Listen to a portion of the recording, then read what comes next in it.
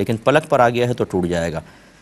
ایک انہوں نے کہا کہ والدہ اور بھائی سفر پہ جا رہے تھے تو والدہ نے تھوڑا باریک لباس پہنے ہوئے تھے، گرمی بہت زیادہ تھی، اس بنا پر تو بھائی نے منع کیا کہ آپ نہائیے گا نہیں ورنہ آپ کا جسم جو ہے وہ شاید نظر آئے گا پتلے کپڑوں میں، لیکن والدہ نہا لی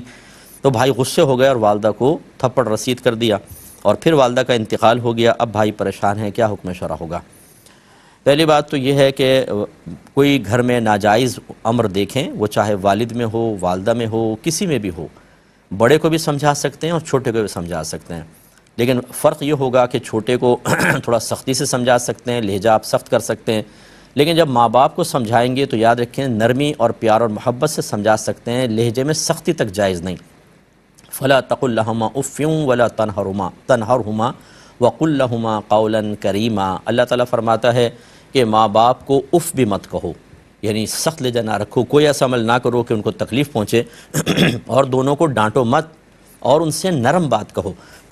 تو آپ کے بھائی نے تینوں چیزیں ضائع کر دیں، اللہ کا حکم نہیں مانا۔ ایک طرف تو غصہ ہے کہ اللہ کی نافرمانی ہو رہی ہے، اس وجہ سے غصہ آیا،